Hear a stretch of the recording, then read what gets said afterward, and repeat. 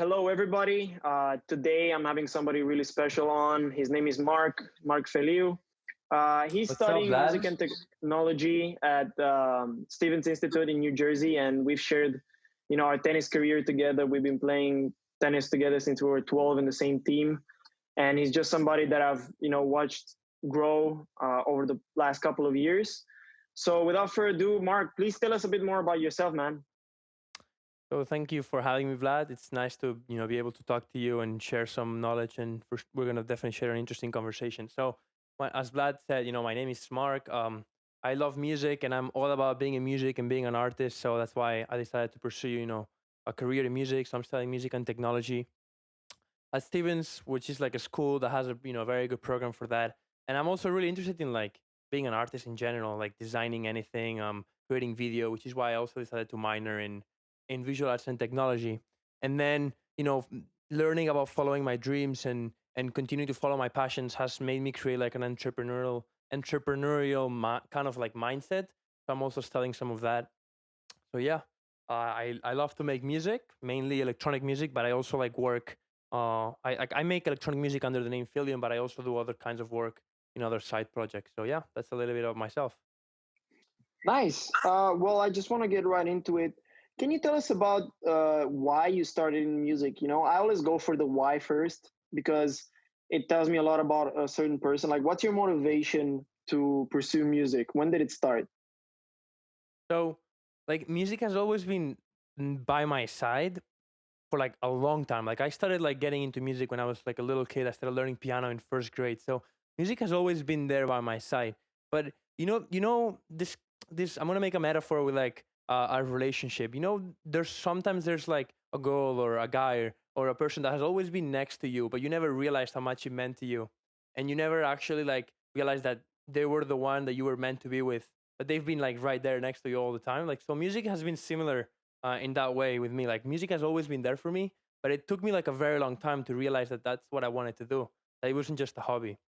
And it wasn't until like junior year in high school where I decided that I wanted to pursue music because I didn't really know what I wanted to do in that time. I was really focused on playing tennis, but some injuries, I had some injuries which created some problems with me, like trying to pursue a tennis career. And I was just trying to think, like, what do I want to do with my life? And then, like, one day, out of like pure interest, I was like, well, let me see if studying music is a possibility. Because at the time, I didn't even know you could study music. Like, I knew you could go to like a class, like a classical school where they taught you like classical music and all of that, but I wasn't interested in that. I was like interested in like modern music, creating beats, like making songs, writing music in the instruments that I played. So I went online and just like um, looked up if that major, like a music production major, existed, and I saw it did. And then from then I started thinking about it, and I realized that's what I was meant to do. So then here I am today, and the rest is history. That's nice, man. And you told me about your career as a tennis player a bit as well, and I was part of that too for a while. Yeah. How do you correlate being a student athlete with the kind of drive that wakes you up every day? Is there any correlation? Do you feel like you're lucky for having played tennis and being an athlete and all that? Um, Definitely, because I feel like having the way I work, the tighter of a schedule I have, so the more things I have to do, the more efficient I am. Because when I don't have anything to do, like right now, for example, times like with coronavirus, where we're all stuck at home and we don't necessarily have a lot to do, I tend to get very lazy. So for me, being able to be an athlete was always something that kept me on track, kept me working out, kept me waking up early, being productive every day, and it just you know it was a way also to like get my mind off school and music. Sometimes it's also good, go with your friends and your tennis team and play tennis and be able to experience the life of an athlete. But yeah, I would say it's really helpful. In fact, without tennis, I wouldn't be the same person I am, just because it's been a part of me since I was a kid.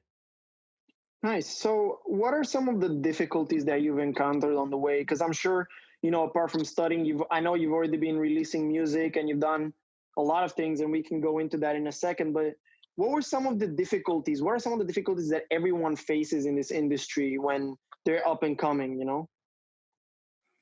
Well, the first one is obvious, that like it's an oversaturated market. And let's face it, like almost all the like artwork like art careers, also like sport careers. They're very oversaturated markets with like very people that are wanting to get into it and not necessarily that many job opportunities. I mean, with social media right now, there is like a lot of job opportunities that are being created every day, but there's also a lot of people that want to do it. So it's sometimes it's hard to like be unique and be able to stand out. And another difficulty that I see, people, this is not so much for like young people because like, teenagers usually make music as a hobby and don't necessarily need money. But as you start growing up, you start realizing that you need money because you need to pay rent, you need to pay your expenses. And sometimes it's not very easy to translate your passion for music into something that generates income. It's not easy to figure out a way to make money out of what you like to do. So I would say that those are some of the difficulties.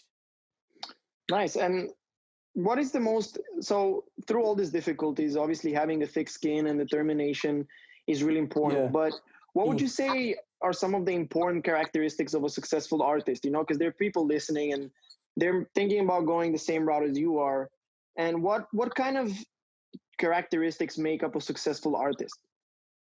Look, I know I'm lucky. I've been lucky enough to like meet some kind of successful artists like through social media. Right now, I was able to contact them and like talk to them, and they share with me like their life and stuff. And all of them have one thing in common, and they're the hardest, working people that you can ever think of. Because look, they may not be like the most talented always, and they might, even if they're super talented, those people are like working so hard, and they're constantly creating content super consistently, and they never give up. Their thrive is so strong that they don't get like distracted by anything that may happen in their life, like them maybe feeling a little lazy, feeling tired, or like being sad, being happy. Those things don't necessarily affect them because their drive is so strong that they put it above anything and they just continue working. If you see, like if you go and see, like let's take for example a successful YouTuber, right? A successful YouTube channel. It's very hard to grow a YouTube channel because YouTube, there's millions of YouTube channels, maybe even more than millions, maybe billions, I don't know. But if you go to some of the successful ones and you go back to their first videos, you see that they weren't so professional and they weren't so like amazing in the beginning. But if you see the dates when they posted, you see that they're consistently creating content week after week for like 3-4 years. They were consistently creating content and they were making 2-3 videos every week for 2 years. And that's what truly made them successful. Like their content, yes, was important, but their thrive and their like hard work was what they truly got them there, and their consistency. Because you can work hard, but if you don't work hard consistently, it's not gonna bring you anywhere. Yeah, That's what I say is most definitely important. agree. And with a oversaturated industry, like you said, I feel like it's very important that people understand that the oversaturated market doesn't mean that everyone's posting constantly. Like the reason why it's oversaturated is because everyone feels like, especially in music and in sports, everybody wants to do that. It looks cool. Yeah. And then they Yeah. try a couple songs, a couple things, then they see, God, it takes this many days to make a song or whatever. I don't want to Mm-hmm. do that. And they do 1 or 2 songs, they upload them, and then more, they never upload ever again. So I feel like that's what you said, consistency and posting and posting content. Somebody on the internet, I don't know if you know him, his name is Gary V. He Yeah, of talks a course I lot know of, Gary Vee. yeah, okay, so he Who talks doesn't? a lot about that. And he's like, Yeah, yeah, yeah, yeah. post content, post every day. And then doesn't matter if people get annoyed with how much you post, like fuck them, doesn't Yeah, matter. exactly. Exactly. I actually thinking back about what you said, like some common characteristics. If you see successful people, none of them care if they look cool. And the most important one is all of them are super nice and down to earth. Because you meet sometimes people that are a little bit cocky and like you ask them like, oh, give me some tips, like how are you how are you able to achieve some success? The people that are not nice are usually because they're jealous, and usually those people that are like jealous about others and are very like close minded, they don't usually get anywhere. um it's just a common characteristic that I see, that the people that are successful are the nicest, most down to earth and open minded people, because they truly care about building relationships with other people, and they truly care about meeting new people. They truly care about their fan base. Those ones are the ones that are actually being able to build a successful career out of any art. I'm not just talking about music, but like any type of art that requires branding. Yeah. uh, so with all of that, there's so many platforms for social media nowadays that didn't exist, whenever we Mm-hmm. were young, when we were 5, 6, these things didn't exist. So take the case of one of the latest ones, like TikTok. Yeah. There has been an incredible movement on TikTok, not only because of the videos, but because of the way that music is booming because Mm-hmm. of TikTok. Music is getting Yeah. viral because of TikTok. So how would you define that in, take into account the oversaturated market and everything? Mm-hmm. How do you feel about it? Because yes, songs go viral on TikTok, but they have a short lifespan. Most songs nowadays have a short lifespan. How do you feel about TikTok and music? To be honest, it's still something that I'm trying to figure out, and I feel like it's a platform that is going viral, and I think the way it's going, it's gonna stay there for a while. It's gonna be like an Instagram. Instagram had a boom like that too, like what 4 or 5 years ago, I can't remember, but it's gonna be a platform that it's gonna stay here for a while, just because it's super interactive. It's very like it attracts your attention really easily. All the videos are super short, and but they have a lot of like cool like content in them, and there's also like a lot of like challenges that make people interact with each other. So I think it's a platform that it's definitely gonna stay. And the fact that it's based on music, I think it's really good for the music industry. Like, yeah, a lot of the songs that go viral there maybe don't go viral because they're the best piece of music, but they go viral just because they're funny, or they have some sort of cool catch to it or something. So it's not necessarily promoting the best piece of music, but it's still promoting music as a whole. And I think for the music industry, it's only going to be positive, because it's a platform that allows like artists and music just to be shared, and that can never be a negative thing. Now, me as a musician, it's kind of hard to try and see how TikTok fits my brand, and what kind of content I can post in TikTok, because there's a very specific content that is accepted by the TikTok community right now. I think as TikTok grows, there'll be more different content that is supposed to, like, right now, like Instagram began like being strictly for like pictures of yourself, and right now Instagram is way much more than that, and it grew to what it is. I think TikTok will also grow like that, and it's not just gonna be like those funny videos in the future. It's gonna grow to more than that. But as of right now, that's what it is. And me as an artist, I have to try and figure out what kind of content I can create that can attract people and that can fit in the TikTok community. Yeah, definitely. And you said it, music, they're promoting music as a general thing. Like I feel like Yeah, they're incorporating music into everybody's lives, like everyday lives. exactly. You don't need music just as a song. They include it as a theme or as a background, something that Hmm. enhances content, and I feel like that's really Yeah, interesting. Um, exactly. but off of that, there's been a lot more production of music. Like music and songs that are released every year are exponentially increasing every year. Everybody's Hmm. dropping songs. Anybody can get on Spotify. Like Yeah, this anybody, literally. podcast took me 10 minutes to put on Spotify. And let me pause you really quick and explain like a cool story. Well, you mentioned that anything can go on Spotify, and some people might be like, well, some people believe that Spotify has some sort of like a detector for like really bad quality content, so you couldn't post yourself like in like screaming some crazy stuff. But there's this producer that did an experiment, and he literally recorded himself going to the toilet. He put a microphone in the toilet and recording himself doing his needs in the toilet, and posted it in Spotify. And I don't know if he deleted it or not, but he posted it for like a long time, and he didn't get any complaint emails or anything. So literally anyone can go on Spotify at any time. That's crazy, dude. I Yeah, didn't know that. Yeah, so I see, know, less I of an know. excuse. Anybody can be on Spotify. Now, Yeah.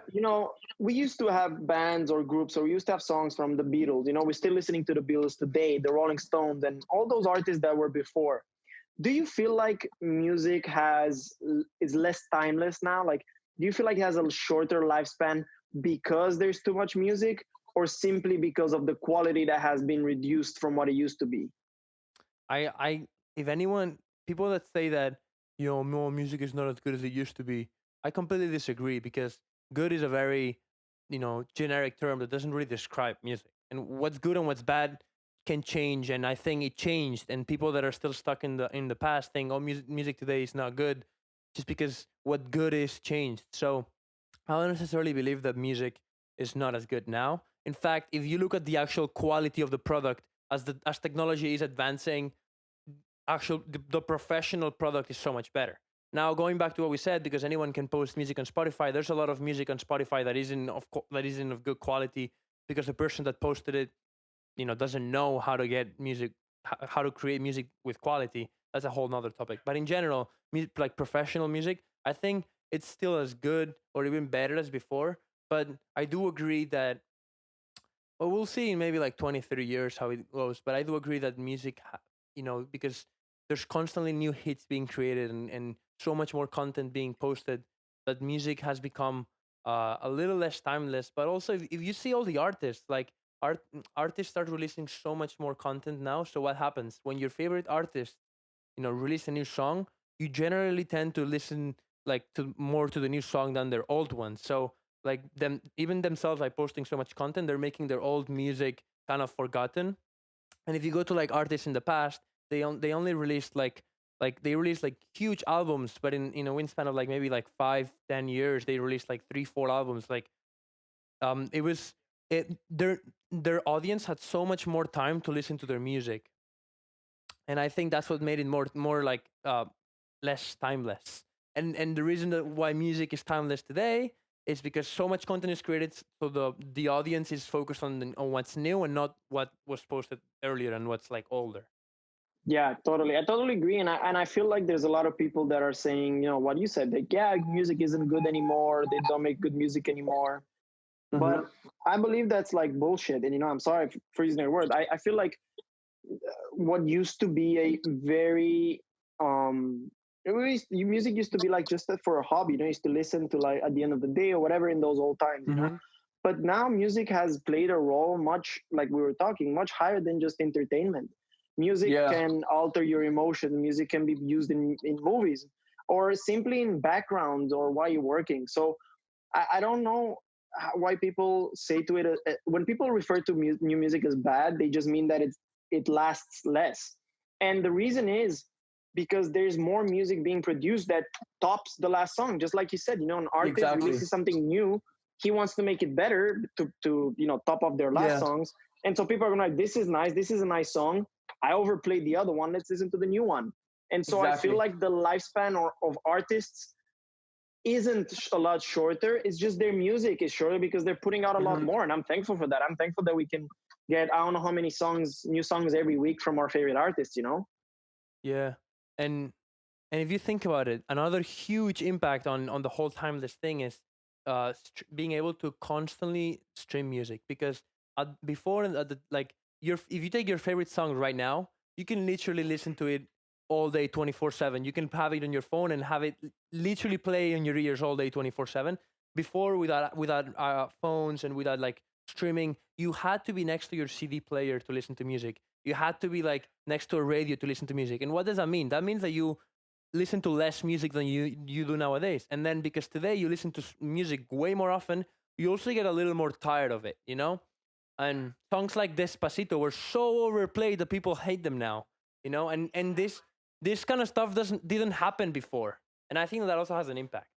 Yeah, definitely. And it's also interesting how you said, like, it's so overplayed that the top played videos on YouTube tend to be songs. Like the most played songs on YouTube, videos on YouTube are songs. That's what went super viral on YouTube, which is crazy. YouTube is not even a music platform, So just like you said, we cannot appreciate the music that we have anymore because we have a lot of it, Yeah. In terms of all that, I want to know a bit about like what you're doing currently. Like, what are some of your projects? What are some of your songs that you've done? I know that I've personally like worked with you on some CD covers and everything, but I know you're doing a lot more than that in the backstage, so to say. So tell us a bit more about that. So here's a funny thing about how being an artist works is that an artist always works ahead of time. So all the content that I'm releasing right now is the content that I've been working on for the past month or the past year. So right now I'm working on so many projects that are going to be coming out in 4 or 5 months, maybe like a couple of weeks, depending. But I just wanted to comment it because it's a funny aspect that an artist is always living in the future. You're always working on what's going to come in the future. So that's what I'm working on. I'm working on 3 big projects right now. One of them is FELIUM. I'm building my brand. Creating all the marketing for it. I'm building my Instagram, um, to follow my brand. I'm also building a YouTube channel, and creating content in all social media to build my brand. And at the same time, I'm also working on a lot of music. Um, I've been trying. I've released uh, two two singles and one feature in the last year. I started um, releasing music in 2019. So in the last year, I've released those three songs, and right now I'm really trying to work with other producers, work with like new people, so they can help me and I can help them improve. If a producer is very good at making a type of sound, and I want to get into that type of sound, I'm trying to work with those kind of people to so that they help me get better, and hopefully I can also help them get better. So I'm working on songs like that. I have actually two friends of mine just sent me a really cool demo yesterday. Almost finished song, so hopefully that's gonna get released soon. And then, yeah, I'm working on a lot of songs for the FELIUM project. But then apart from FELIUM, I'm also working on uh, a selling beats project. So I'm working on a lot of beats that I hopefully can sell to people to like sing on, for singers and for rappers. I don't only want to work, in the electronic music industry, but I also want to get a little bit into like the pop, R&B, and hip hop kind of world.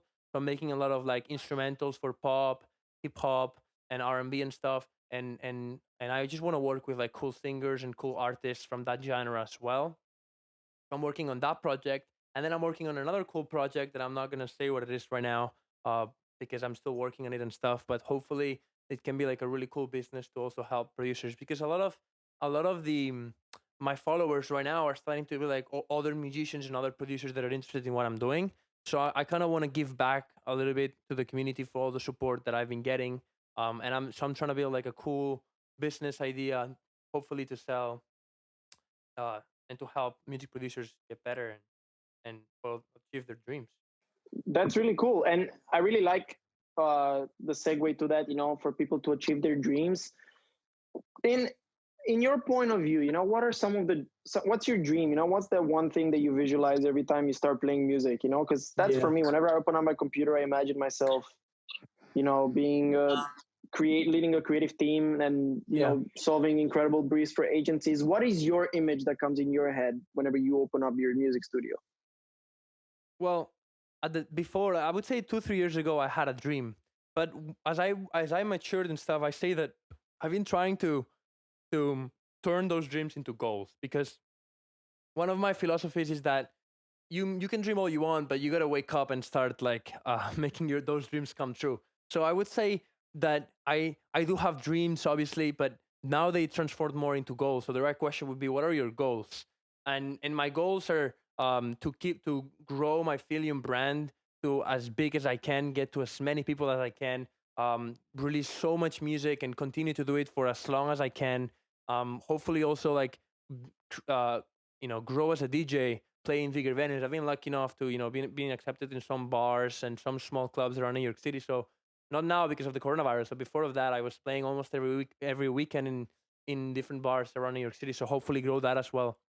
And the dream is to be able to tour and to make a living out of with my own music. But not only, but as I matured as I grew, I realized that I not only want to work in one specific genre of music. I also like want to have different side projects in other fields, which is why I'm also getting into creating instrumentals and beats for hip hop and like pop and all of that, and then also creating other projects to give back to the community and help other producers with the success that I had. So those are like my goals or dreams that you could call. Nice. And it must be crazy to play like on clubs in New York. Like that was literally one of my dreams when I was 13, 14. And I had like a small 6-month period where I really wanted to become a producer, and I pirated a version of FL Studio and I got it for free, and I started playing around with it. Don't say that out loud in public, huh? It's okay. It's all right. I was a minor. It was a minor. Yeah. I cannot do anything. And I just, after a while, like I really liked it, but I really understood that I didn't have the patience for it. And when you lack the patience, it means that it's not really the core thing that you have to do, just like drawing. I'd love to learn how to draw, But people, Mhm. some people don't know this about me. Like, I don't know how to draw for. I do know how to draw, but I don't have the patience to do it. Yeah. And it's crazy. Like, how is it to play in New York City, man? That's one of the biggest things. Like, to play in clubs in New York City, no matter what club, it can be the lowest one or whatever. How is it to play? Like, how's that lifestyle? You know, do you have any stories or anything? Yeah, it's really cool. Like me personally, I try to keep focus, like to keep myself focused, and especially now that I'm growing, I still don't have like a big name. I'm slowly, building my name around the promoters, and they start to know me and stuff. But in the beginning, when they don't really know you, you got to show that you're professional and you know what you're doing. So in the very beginning, I was kind of tense, going there trying to perform as good as I could. But then once you start, finding your comfort zone and understanding how it all works, it's just like it's like going to a club. Like, I'm a very social guy, so to me, going to a club at night with my friends is one of the most fun things to do in my life. But now imagine that they tell you that you don't only get to do that, but at the same time you get to control the crowd and literally control everything that's going on. It's so fun, and I can't speak for the big DJs. That's like, even like I'm playing for like, like 700 people, like 500 people max at big parties. Dude, that's and still a and lot, bro. it's still quite a lot of people. Nothing compared to, like, I don't know, big club with thousands of people. But Yeah. from my humble opinion, it's so fun, and it feels like like it kind of feels like, oh shit, like my dreams are coming true a little bit, because I always wanted to do that too. And I have this story once. Is I was playing with this guy. I was playing a set together with this guy called Ivan Artsy, a guy from NYU. We were playing in this club in New York City, and the night started like horribly, like because some of the places that I play are plus 18, so there's no drinking, and some of them are plus 21. And the promoter liked me at the time, so he put me in the big room. In the main room, it was plus 21 and stuff. But it turns out that most of the audience was younger, so the room was empty because most of them were 19 and 20, and they were in the room upstairs that was much smaller. But because the audience was younger, they were upstairs. So I was like really bummed, playing for like 10, 15 people. It was horrible. But then suddenly they opened my room. I don't know what happened, but they opened my room to all ages. And then, well, I mean, not obviously not to all ages, but I think it was plus 18. They turned it plus 18.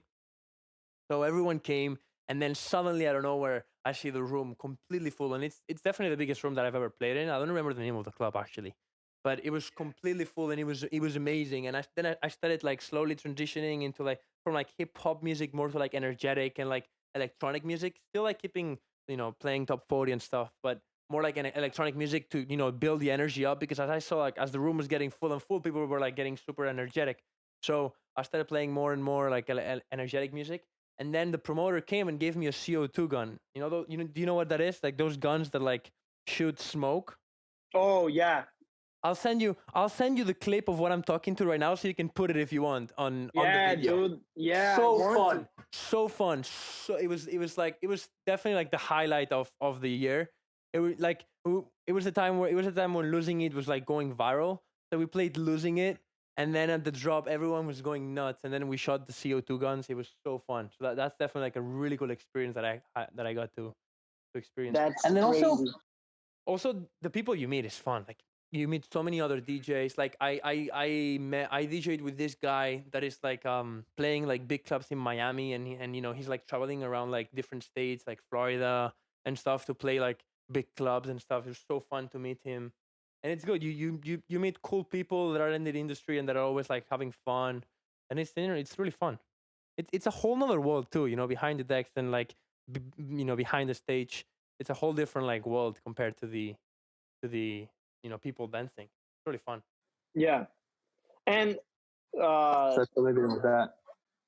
yeah. So what I wanted to wait just a second, because I'm having a small glitch in the system. You're still recording, right? Yeah, I'm still recording. Let me check. Cool. So I will just go on you. What my next question was is, this is also crazy. Like, I don't know how do you get to the point where you play in a club? Like, what is the process? Do you go and like show them a demo, or do you kind of show them that you know what you do, or do they just like say, yeah, whatever, come play, and then you start playing? Doesn't work like that. So think about it. Think about it. If you were a promoter, right? Like, Yeah. if you were a promoter and this kid emails you or finds your Instagram and DMs you they want to play in your club. Like, why would you allow them to play in your club? Why you? Why? Because there's literally so many people trying to do the same thing. Why you? And so I can tell you about my experience. Like, what I learned is that there's no one way to do it. There's so many ways that you can get it there. But I'm gonna tell you like mine and then some general ones. So like the way I did it was well, when I was in high school in Spain, right? So when I was in Spain, I didn't really have any contacts anywhere. So I was lucky enough to play some birthday parties, and then one time my father's gym, like the gym that my father works out and had like a little party, and he managed to get me to play. It was super small. Nice. Like in Spain, I really didn't do anything big, but then when I came to the US, there was this like college parties in different bars in New York City that were 18 plus. So my freshman year, I just went to them for fun with all my friends. But because I went there like usually during the weekends, um, and one of my friends also happened to be a DJ. That's another thing about college. Like in college, you meet so many different people that are so cool and also have similar passions to you. So in that sense, I met another DJ, and he had the contact to one of the promoters in the clubs that we were always going to. And I was like, "Yo, please give me his phone number." And he's like, "Fine, I'll give you his phone number."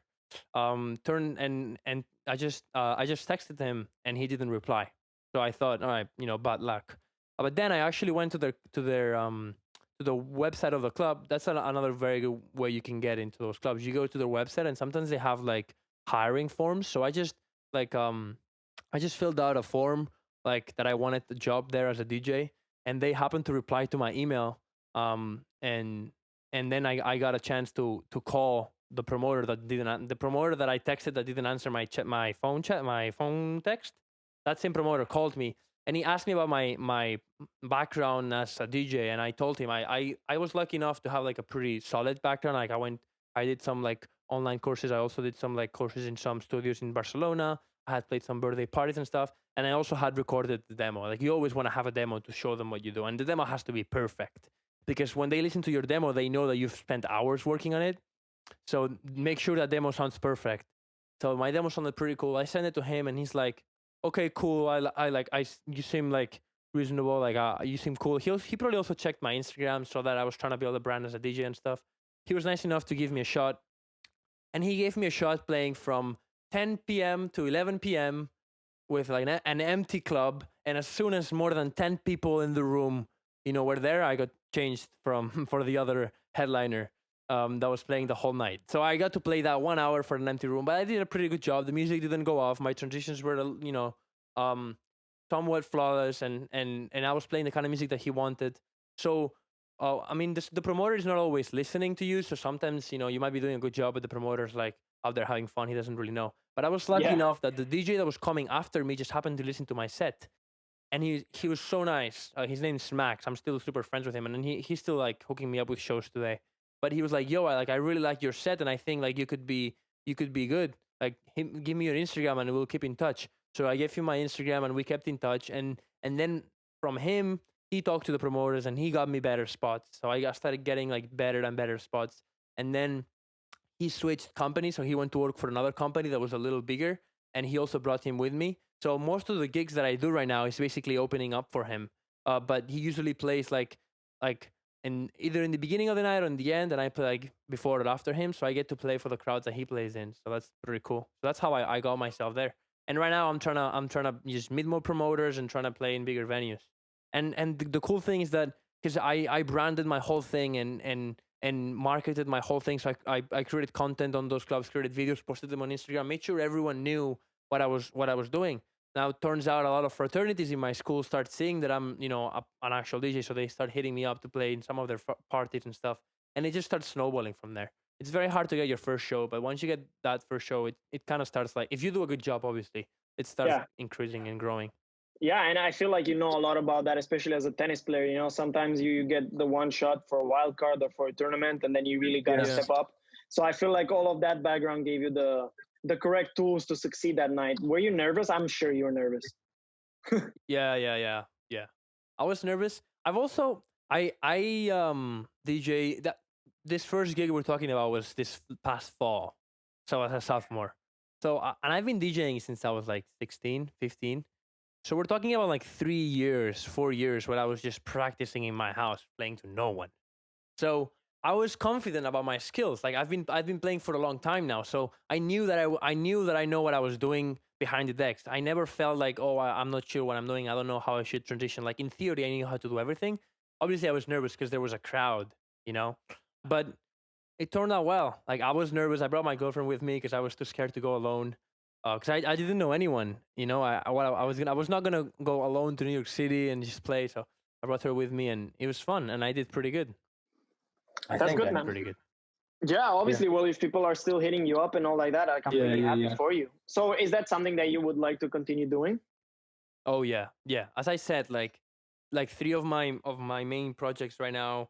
One of them is still in construction, and then 2 of them are creating instrumentals and working with hip hop, R&B, and pop artists. But the main one is being able to be a DJ and producer as FELIUM and create my brand as FELIUM and make music and play in gigs and play in venues.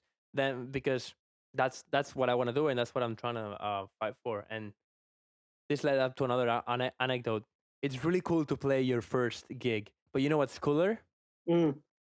It's cooler to play your original song for the first time in front of like 100 people in a club. That's. Did you? Think, yes. No way. It took me like months to do it. My song Lights Out was already out before I started like any gigs, and I was scared to play it. Lights Out is also a dance track, so it fit the vibe of the club. I love that. I was really scared of playing it because I didn't really know like how it was gonna happen and stuff. So the first time that I ever played it was in a fraternity and where the brothers were mostly my friends. So I wasn't too scared. Played it there. It had much better of a reaction than I expected because it's a very dancey track and catchy track. And when you play it loud, at night, everyone just wants to dance. So what I did was I took the instrumental of my song and put an a cappella of Bruno Mars. That's What I Like. Really famous song. So I made the mashup, so people were singing along to Bruno Mars, and it just happened that like everyone loves this song and everyone loves to party to it. So when you put like My Cool Drop, I mean, I think it's cool, but when you put My Cool Drop and with that vocal, it really blended very well together. So people went nuts. And right now it's like one of my best songs. Like when I play my song, I always record it and always post it online. It's super fun. That's cool, man. I'm really happy. And you're talking about, not only touring, but making your own music. And this is where I have to come in and ask you like a basic question, but many people don't know. How the fuck do you make songs? Like, what's the process like? Well, it begins like you would imagine, usually. Like you getting a lot of people begin, if we're fortunate enough to have instruments, a lot of people just begin with their guitar and write a song. Usually people that do that are usually people that know about music. Like you have to know how to play an instrument, you have to know like how music works, because music is a whole nother language, but then there's the whole like programming and computer side of it, and you just begin, you get like a cool sound that inspires you. For example, the way I get inspired, I'm sorry. The way that I get inspired is by listening to other people's music. So I would listen to like someone else's song, like for example, like Avicii is a huge inspiration for me, but other smaller artists like Jay Hardaway and Mike Williams, those 2 guys are 2 house DJs from the Netherlands. Like huge inspirations for me. I'm like, oh my God, this guy's melody is so good. And I get super inspired and I'm like, okay, let me try and make something similar. And then you make something similar and then you get super inspired and then you start working. And then, you find cool sounds. The computer has a bunch of like sounds, created by synthesizers that are inside the computer. So you load up a bunch of these sounds and you play the melodies and then you try to find the right sound to the right melody, and then you start arranging the song, building all the components like drums, bass, harmony and all of that, and then you slowly start building it, going up. Nice. And what is the process like of whenever you get your inspiration and then it's time to like start creating the raw materials? I believe it's different for everybody. Everyone starts in different ways. How do you do that? What's your kind of process? Because I'm sure the people that listen to you would love, and to me would love to like get a quick walkthrough of the process of a song. The process of how it works from the beginning to end? Yeah. Okay. The cliff notes, like the main points, like the main steps that you have to take. Yeah. You want me to walk you through the like process of like Lights Out, for example? Yeah, that would be, because every song is awesome. different. Every song is different. So like, let me just do it through walk you through Lights Out. So I made Lights Out freshman year of college in my house, in my dorm, completely my dorm actually. I did bring it to the studio in my university just to check the mix and stuff, but I made it in my dorm. And it began, I mentioned this guy called Mike Williams. He makes like a really cool melodic house, like really like upbeat and really happy. And I was walking to my school, and I heard one of his songs, and I just couldn't help but smile. Like his vibes just gave me such like happy vibes, and I was like, damn, I want to make music that gives people the feeling that I'm having right now, feeling like just being happy, feeling like everything's possible, feeling great about my life, just being like overall happy. I was like, okay, let me make something cool. So I went. Literally, it's gonna sound so cheesy, and I don't usually do this, and I don't like to do what I gonna do right now because not very original. But I actually went on YouTube and wrote down how to make a drop like Mike Williams. and and at the time I was also kind of learning the style. Now I feel like I know it better. I can do it by myself. But at the time I was trying to learn from other people, and it's also good sometimes to learn from other people as long as you don't copy them. Yeah. And I got this YouTube video, and I just copied it exactly. Like I did exactly what the guy was doing. Obviously, some of the sounds that he had I didn't have, so I had to replace them. But I tried to do it as closely as I could. And then after that, it got me super inspired because I learned the process of making it. Like I learned all the little insights, like what those drops have in them, what kind of instruments, what kind of layers, what kind of sounds. And after being able to copy it, I learned it. And then I got another project, and I'm like, okay, let me follow the exact same steps, but let me create something unique and mine. So following those exact same steps, I created a different melody, found different sounds, and made a different arrangement that would have the same vibe. And I managed to do it. So I created that vibe, and a lot of it was also like asking my friends, like, hey, what do you think of this? At the time I was living in a dorm, so all my best friends were like living right, next door to me. So I asked them and they gave me feedback and stuff. They all liked the song. And so then I kind of structured, and then I tried to get some vocals. And at first there's like different forums online where you can get like vocal samples, and you can like use them, like they're royalty free. So I got one of those, and I just slapped it in there just to try and see like, oh, like let me have some vocals. But then I realized that I wanted something more original. So I was lucky enough to know one of my best friends from college is a very, very, very talented singer, and I work with her a lot. Her name's Bela. So we got the vocals from like that we got online, and we got influenced by them, but we changed the lyric a little bit, changed the melody a little bit, and recorded her vocals. And then I think that was like the thing that brought the song to the next level because her vocals are really cool. And then I pitch shifted them to make them sound cool. Like if you hear the verse, it sounds like it's a guy singing, not a girl. So maybe a little lower. And then in the chorus, it sounds like a girl. So that's cool. I thought that was really original. And also I made like cool like vocoder and stuff. Like it sounds like some robot is singing behind the go. So that brought the song to another level. And then I just learned mixing because I already knew a little bit of it, but I learned more in school and stuff. And then I got one of my friends. Actually, you know him, Vlad. His name's Remy. He was a senior at the time. I gave him the song to master it, and he mastered it, made it sound pretty cool, and then I released it. Nice. That was the whole process of it. Dude, that's crazy. And you never know how a song starts. And, it's the same with all the creation and the creative processes, you start out with something or with an idea. And as you go, it kind of builds itself as well. Like, I always feel like there's a part of the product that, even as you as an artist and I as a writer or whatever, we start out with something and then it starts collaborating with you. The song starts showing you, hey, this is the way you could go. This is other things you could do. Because you start out, like you said, you Googled how to make a song like this other dude.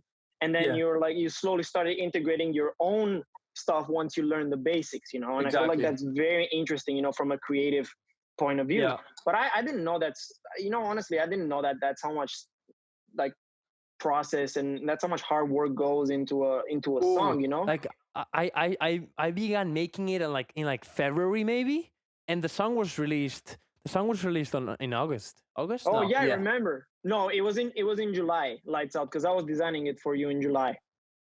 Yeah, but then I released it in August. No, I released it. Yeah, I designed it like in July, and then you released it in August. Damn, that's so many months. Wow. Think about it. How many months I was making. I was also like doing school, doing finals. I wasn't working on it like full time. Like I just did a remix competition for this record label that put a song, and I made a remix for it, and they gave us a month to do it. And I learned, and I saw the remix 2 weeks in, so he only gave me 2 weeks to finish the song, and I managed to do it. So I worked on the song for 2 weeks. However, that was like it was my main priority. Every day I was getting something done and I was like working on it super hard. So if I work super, super hard on a song, I could do it in 2 weeks, but it's the same amount of hours. It's just, they're just compressed into 1 week. Mm-hmm. Well, You know what what I are mean? like, yeah, like, and you said you were doing school at the same time, and if it takes so long, like to make like it takes a long time to make a song, you know, at the beginning especially. But you said also that you were having school at the same time. Now, I want to know, like, and I think this is one of the like closing questions, like, what is it like to go to school for music? You know, because it just like I went for school, you know, to learn advertising or whatever. Some people want to know, like, hey, dude, what do you do in class? Like, do you just like, are you like a studio and you're like doing different things? Do you study each individual aspect of music in separate classes? Like, Mm-hmm. what are some of the stuff that you do? What are some of the interesting stuff that you do in class that, you know, people would like to know about? Yeah.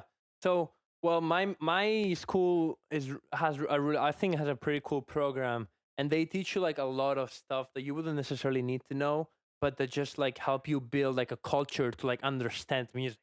Like we one of the some of the main classes are like music theory. Like we spent 4 semesters just learning music theory, and right now I'm in the end of my 4th semester. So right now I'm learning stuff that like I would say I don't necessarily need to make pop music, because we're learning like really complicated stuff and like the different like techniques that were used by like Bach and Beethoven, and like really like complicated music. But it gave me like an understanding of the language. Like I understand how it works now, and I understand how music works. So that helped me a lot. Also for composing and stuff, which leads into like my another class that I'm taking right now, like music composition. So they teach you like what makes up a song, what are the different structures of a song. Because writing a song, you can write a melody, but how can you transform that melody or that loop into a full song? Well, you need to know arrangement. You need to know how long different parts of a song is. You need to know like what genre are you doing in that genre, what kind of arrangement does it have, how long is the song, and stuff like that. So we're learning all of that. And then we also took like an orchestration class. That was so fun. And it was mainly focused on like an orchestra, but what the class taught you was like how to write music for a specific instrument, because the same melody doesn't apply to a piano, than to a guitar, than to a flute, than to a violin. Like they're not playing the same. Like like a cello is not playing the same as like a flute, you know. So they Yeah. teach you stuff like that. You also learn really cool stuff. And then the best class is the class called sound recording, and they literally teach us how to record sound. But Yeah. it's more than that, like how to make a song. Like when you go, like it's more based on like acoustic music and like music that is recorded rather than music that is made on a computer. But when like you know let's say like an artist like today, like when Billie Eilish goes to the studio, when Justin Bieber goes to the studio, the engineer, like what exactly is the engineer doing, what exactly is the producer doing, and how does it work? All like the huge consoles in all of the studios, like what does each button do and when to use that, how like how the microphones work, what microphone is used for what, how the studio works, how to record, like all the little cables that go everywhere. What exactly is each cable doing? What are their purpose? All the interfaces, all the like amplifiers, everything. You learn like all the equipment, what it all does, how to use it. And in class Yeah. right now, because of coronavirus, we're learning more like how to mix a song. Like we're learning more like mixing and stuff like that, because we don't have we're not able to go to the studio. But when we went to class, the class was inside a studio, and we'd be in class and we'd just record drums. So like one of the students would be playing drums, and we would set all the mics. We would set it all up, connect to the console. All the cabling done right and everything. And we Yeah. would just record drums, and then we would record those drums, and then we would get the drums and then mix them. Yeah. Yeah. That's what we learn. That's the main thing that we learn. And then there's a bunch of electives. So like you can choose what what you want your path to be. Like there's a guy in my major that loves like making music for film. So he's definitely gonna get into more of that path. And there's like rock and roll lovers in my major. They just love rock and roll. They just want to like record music and record guitars and stuff, and they're super focused on that. Like there's a lot of like different like opportunities that you can take, and all those electives are so that you can choose your path. Nice. That's really interesting. I never knew that they teach you, whenever I was looking at music, back then, like you said, it was more like classical. And I thought the same, I thought you had to go and do the music, institute in my country, in Romania, where I'm from. It's still like that. Like if you want to do what you're Yeah, doing, Eastern European countries are huge on like classical music and all of that still. Yeah, so first you got to get through like that musical education in university, and then after that, if you still have the time and the money to like not work yet, then you can start learning kind of on your own, or like on private studios, private schools, how to that's how it used to work. that. Yeah, that's how a lot of like my advisors and mentors and stuff did it. And just like with copywriting, what I do, and it relates to you, because I'm sure that a lot of people are like, dude, you don't have to go to university to learn how to make music and stuff like that. Or, dude, I'm sure you don't have to go to university to learn how to write. And I'm like, dude, you fucking don't. But not only do you get a lot of networking and you get skills that keep you on track, because let's face it, how do you get the self-motivation to learn every single day for 4 years? It definitely helps. And exactly. And it's like, no, dude, it's a good education. I'd rather learn and put the time in and the money rather than doing it on my own. Now, if for somebody else doing it on your own, because you have less money or because you can do it yourself, and I'm sure that many artists today like learn on their own, Yeah. But I'm sure if that's good for you, that's good for you. But like, I feel like it's still very important to go through that kind of education, Yeah, 100%. Like, I was talking about it with my friend like recently, because I was a little frustrated in some classes because a lot of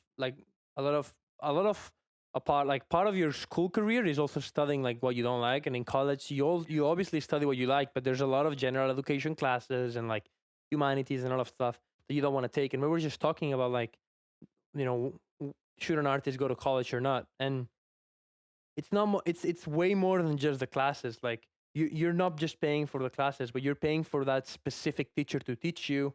You're paying for like for meeting those specific people. Like, I know so many musicians and I just learned from them. Like, honestly, like when I came into college, I had to submit a portfolio with some of my songs, and like you haven't heard them, and the reason that no one has ever heard them was because they were trash. Like, they were so bad. And when I was in high school, I wasn't necessarily bragging that I made music because I was not good, and I knew I wasn't good, but I knew that I liked it and I wanted to try to be good.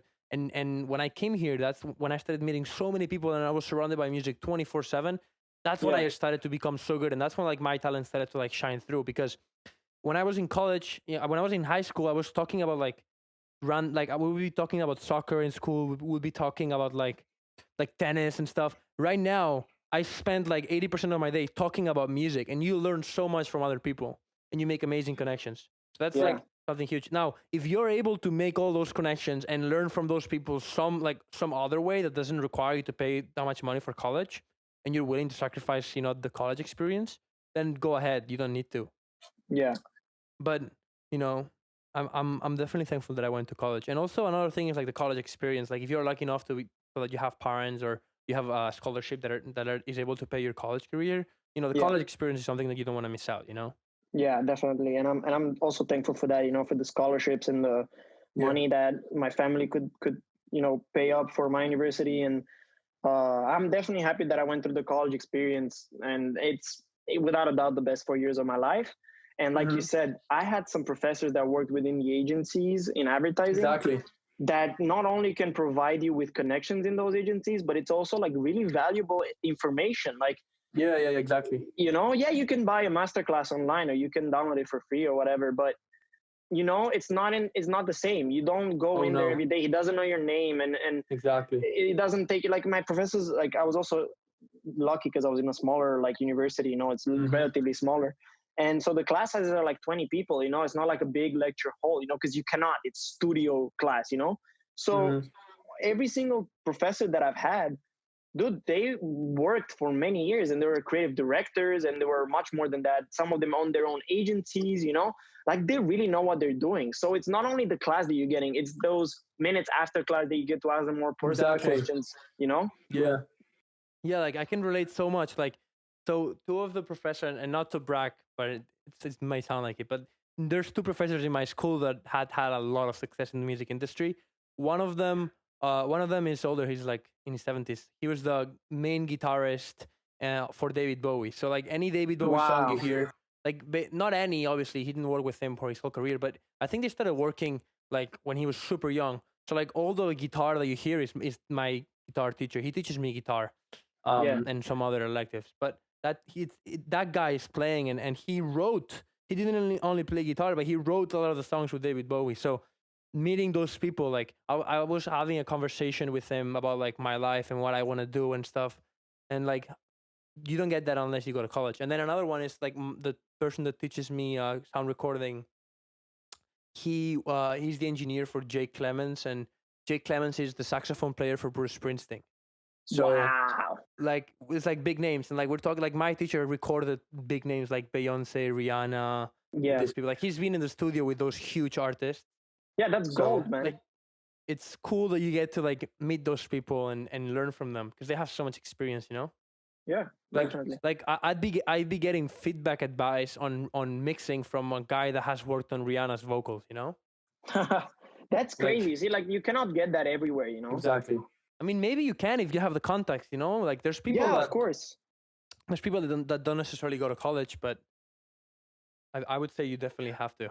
Yeah, of course. Yeah. All right. Well, that was mostly for me, and you know, thank you so much for sharing all those stories with me, because I don't always get the luck of getting somebody that is willing to share all of that. So thank you for that. And I also learned a lot about the music industry that I didn't know before, which is very useful, especially in our case. But yeah, thank you so much, and we'll Of course. continue with the second half of this. Yeah. Second half of this interview will be me talking to Vlad. Like I was talking about music now. He's gonna be talking about like marketing and like creating a brand and stuff. So if you're interested in like in learning some of that, head over to my channel and we'll do the second part of the interview there. But it's been a fun like 50 minutes. Yeah, man, it's been really 1 fun. hour. Thank you so much for you know, willing to talk to me, and I of hope course. that next one is just as good. Cool, we will. All right, dale. I see you, man. Okay.